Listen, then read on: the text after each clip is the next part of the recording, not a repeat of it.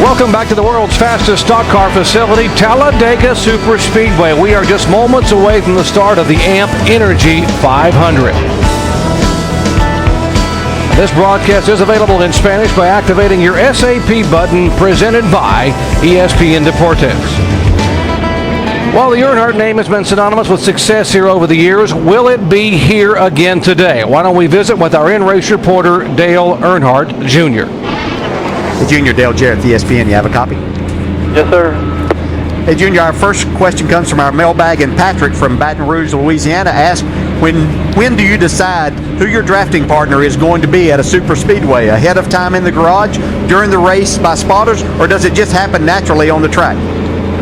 A little bit of the last two. It kind of happens naturally most of the time. You start working with somebody early in the race, and if what you're doing or what's happening is productive, y'all might keep it up.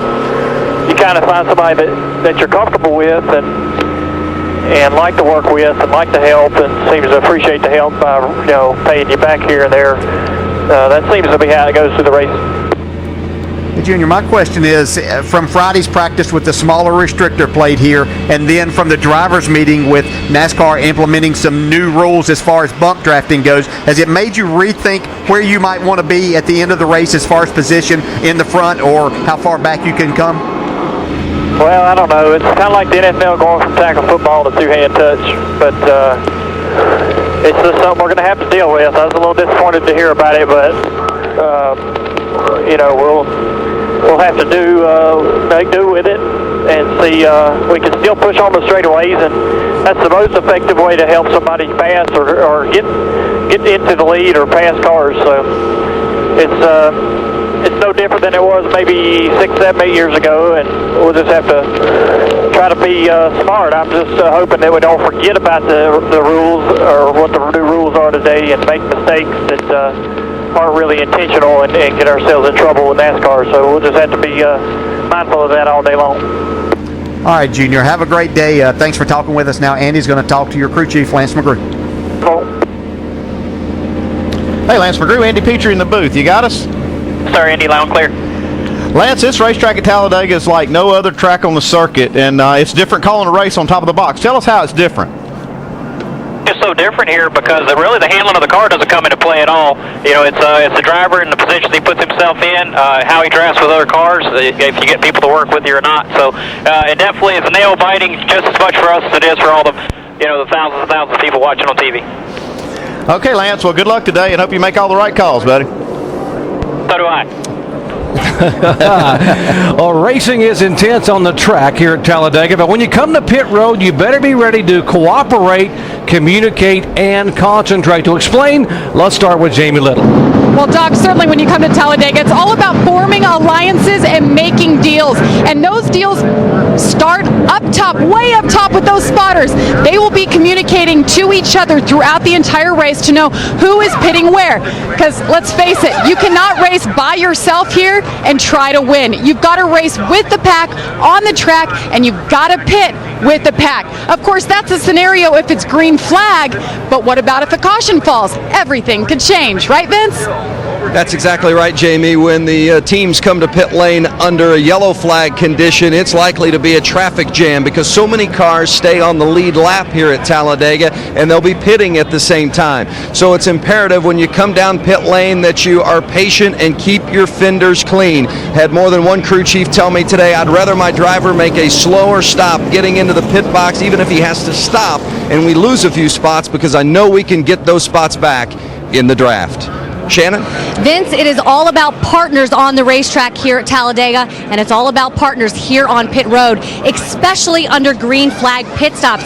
If you come down pit road by yourself, you're not going to have anyone to draft with when you get back onto the racetrack, and that could be a bad thing. The entire team is involved in the green flag pit process, from the spotters to the teams down here in the pit stalls. Brian Patty told me the 42 team, they even have some folks back in Charlotte who scan the scanners to find out when some of the faster cars are going to come down.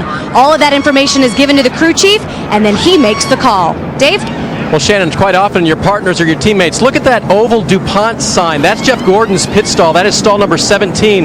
His teammates, Dale Earnhardt Jr. and Jimmy Johnson, are way down in pit stall 4 and pit stall 1, where I'm standing. That's a long way. Electronic communication needs to be a part of what you do, because you can't run back and forth there all day long and make this work. So on pit road, if you have a problem, or if one of the guys you pit with has a problem, you need to maybe change what you do getting back on the track, getting back with those partners, those cars you need to race with, as Jamie said, in order to win. And to do that, if something goes wrong down here, we got to go right back up to the spotters, because they will help you find the pack to race with and hopefully get to victory lane here at Talladega, a place you never want to race alone. Doc, actually, let's go to Hollywood Armstrong. He's carrying our crew cam today over the wall. Hollywood? Thanks, Dave. Opportunity. That's what a lot of teams up and down pit road are looking for today. You could have a new winner, a second-time winner from a long time ago. But one important thing about opportunity is a chance for pit crews to shine today, to keep their driver in the draft, have a good day on pit road, and possibly go to victory lane. Doc?